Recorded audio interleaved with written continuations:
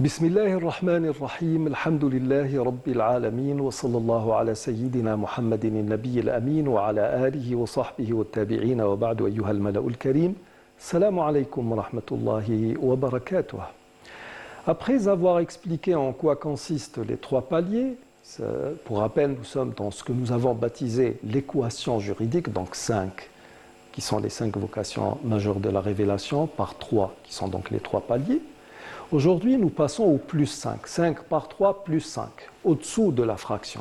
Souvenez-vous, il va falloir à chaque fois que vous essayez de faire une représentation mentale de cette équation.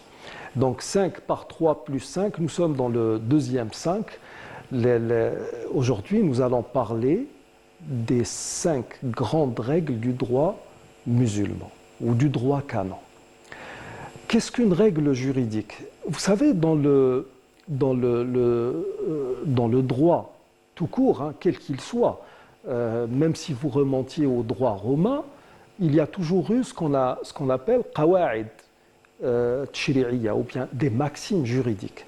Dans la religion musulmane, nous parlons de qawa'id fiqhiyya. Donc c'est des règles juridiques. Ces règles sont des petits énoncés, des phrases très courtes qui résument tout un esprit juridique. Par exemple, je vais vous donner une règle qu'utilise beaucoup une sous-règle en quelque sorte, ce n'est pas une grande règle. L'aslu fil ashya'i al-ibaha wa l'aslu fil ibadati al-hadr. Ça veut dire que dans tout ce qui a trait au culte, tout dans ce qui a trait au mandat, aux choses du monde d'ici-bas, l'aslu fil ashya', c'est l'ibaha. Donc tout est autorisé, sauf ce que un texte émanant du Coran ou de la tradition prophétique vient vous rendre interdit. Par exemple, vous entrez dans une épicerie, vous voyez que votre épicier vend par exemple du vinaigre de vin. Et vous vous dites, non mais attends, le vin c'est interdit. Comment peut-il nous vendre du vinaigre de vin? Quand le vin tourne au vinaigre, il devient licite. Ça n'est plus du vin, ça devient du vinaigre. Même si à la base, on a voulu faire du vin avec le raisin qui a été récolté. Et ça fait office de consensus chez les grands juristes de l'islam. Et nous avons même des textes qui indiquent cela. Donc, dans tout ce qui a... À chaque fois que vous avez affaire à quelque chose, à une pratique, à n'importe quoi qui a trait au monde d'ici-bas, le hayat dunya, dites-vous dans votre esprit que la chose est parfaitement licite. Shar'an ja'iza. À condition ou à moins qu'il n'y ait un texte qui vienne vous dire le contraire. Donc, l'aslu fil ashya'i al-ibaha. Wa l'aslu fil ibadati al-hadr. Ça veut dire que dans le domaine cultuel, dans tout ce qui a trait au culte, la manière de procéder à la pureté rituelle, le ghusl ou bien le wudu, la manière d'accomplir la prière, la manière de jeûner, tout cela, dans tout ce qui vous a été dit, tout est interdit, sauf ce qui vous a été rendu licite par un texte émanant du Coran ou de la tradition prophétique. Attention, la tradition prophétique, elle est toujours de mise parce que c'est par la tradition que l'on peut expliquer dans les détails en quoi consiste le culte musulman.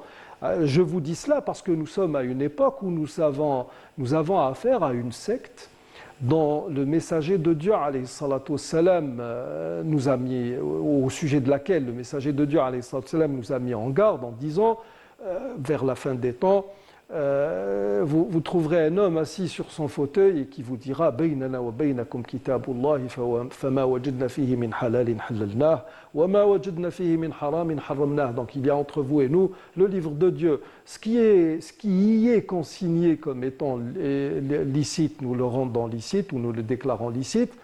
Et ce qui est déclaré ou ce qui a été rendu illicite, nous le déclarons illicite. Et non, Dieu subhanahu wa ta'ala dans le Coran nous dit wa ati'u Allah, donc il y a dans cette obéissance, donc obéissez à Allah, une obéissance absolue. Ensuite il dit wa ati'u Rasoul, et là encore il lui accorde une obéissance absolue.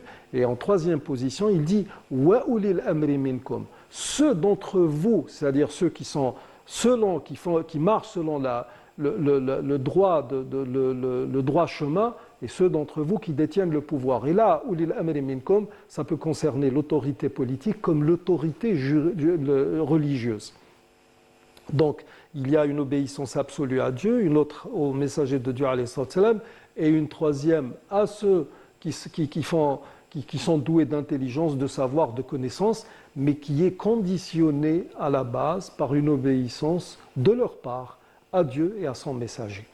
Donc, l'aslu fi l'ashya'i al-ibaha ou l'aslu fi al-ibadat al-hadr.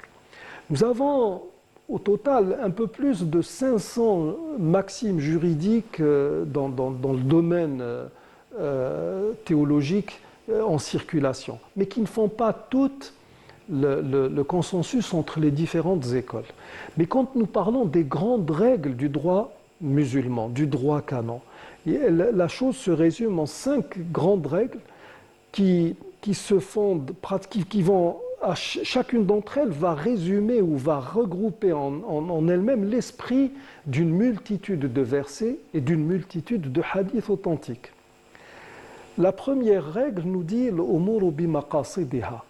C'est par l'intention ou bien l'action, l'acte ne vaut que par son intention. Ça veut dire qu'à la base, nous prenons en considération pour décréter si telle chose est licite ou bien si l'acte est répréhensible ou pas, nous nous fondons ou nous essayons de déterminer l'intention qui a été à la base ou qui a animé à la base l'acte qui a été commis.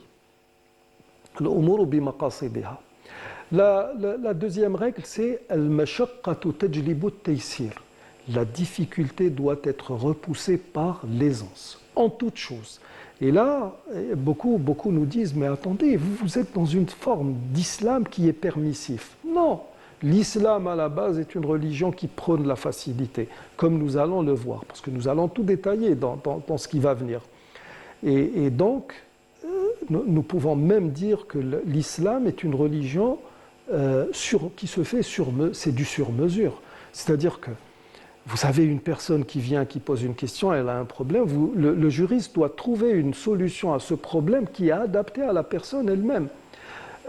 Comme j'ai l'habitude de le dire, si bien que 1000 personnes peuvent venir avec une même question, et vous pouvez donner 1000 réponses différentes. Parce que vous allez adapter la réponse, ou quand on a un tant soit peu d'intelligence, et nous allons le voir à travers ce qui a été fait, autant par le messager de Dieu, ses grands compagnons et les grands savants de cette nation, tout est toujours adapté au demandeur, à celui qui vient poser le problème.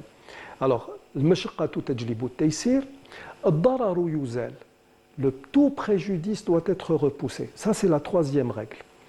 La quatrième règle, c'est al-yaqinu la yazulu bi-shakk. Ça veut dire que la certitude ne peut être dissipée par le doute. Et nous allons l'expliquer. Je vais vous donner, on va dire, un avant-goût de tout cela. C'est, par exemple, vous avez un doute sur quelque chose qui se serait produit pendant la prière. Alors, est-ce que j'ai fait tel tarkat ou bien arba'a, 3 ou 4 génuflexions? Le doute, quand il s'installe, est-ce qu'il s'installe déjà avant que vous ne commenciez votre prière et je fais ou pas mes ablutions? Est-ce qu'il s'installe pendant la prière et à chaque fois il y a une mesure à entreprendre? Ou bien est-ce qu'il va venir s'installer après le culte? J'ai fait ma prière de Dahr et puis 1 heure plus tard je me pose la question, est-ce que j'ai fait mes ablutions ou pas? Là le doute il s'est installé après que le culte ait été rendu. Et à ce moment-là il y a une disposition qui entre en action qui n'est pas celle qui entrerait en action si le doute est venu avant ou pendant le culte. Ce que nous allons, Inch'Allah, voir.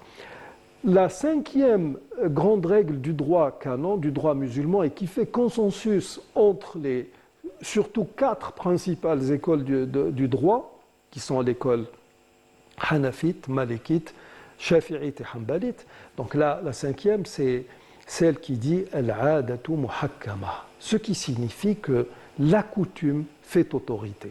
Et là, vous savez, parce que nous avons beaucoup de nos jeunes qui suivent des gourous qu'on ne peut même pas qualifier de demi-savants parce qu'ils n'ont pas fait leur classe comme il se doit, qui viennent vous dire non, Anna, tu veux discuter avec moi, tu me dis, il faut me dire Qala Allah, Qala Rasulullah. Et si je te dis Qala Malik, il dit non, non, Qala Allah, Qala Rasulullah. Et si je te dis que l'imam Malik comprenait ce que Dieu et son messager ont dit mieux que toi et mieux que moi, on n'a pas le droit de le suivre. Et si je me fie au messager de Dieu alayhi salam, qui nous dit Khayrul Quruni qarni thumma alladhina yalunahum thumma alladhina yalunahum, les meilleurs des générations ou le meilleur des siècles, c'est le mien, ma génération ou mon siècle, celui qui vient après ou celui qui vient après, c'est salaf salih, ils s'inscrivent, on peut les mettre dans cette catégorie-là. Est-ce qu'on n'a pas le droit de suivre les avis de ces gens-là? Vous savez, il y a des savants qui ont mis de côté leur conviction pour suivre ce qui faisait usage juste pour garder une cohésion sociale dans les contrées dans lesquelles ils vivaient.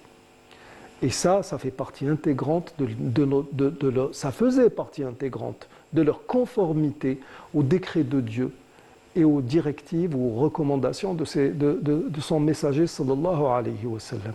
Donc, un avis religieux ou le droit canon se fonde aussi, tout comme nous l'avons vu avec les 5 vocations majeures de la révélation, avec les 3 paliers de concrétisation. Le juriste doit prendre en ligne de compte ces 5 grandes règles du droit canon avant de publier ou de formuler une fatwa, un avis religieux. Nous arrivons au terme de cette émission. Je vous remercie d'y avoir prêté attention, et d'ici notre prochain rendez-vous, je vous dis astawdi'ukumullah alladhi la tadi'u wada'i'uhu. Assalamu alaykum wa rahmatullahi wa barakatuh.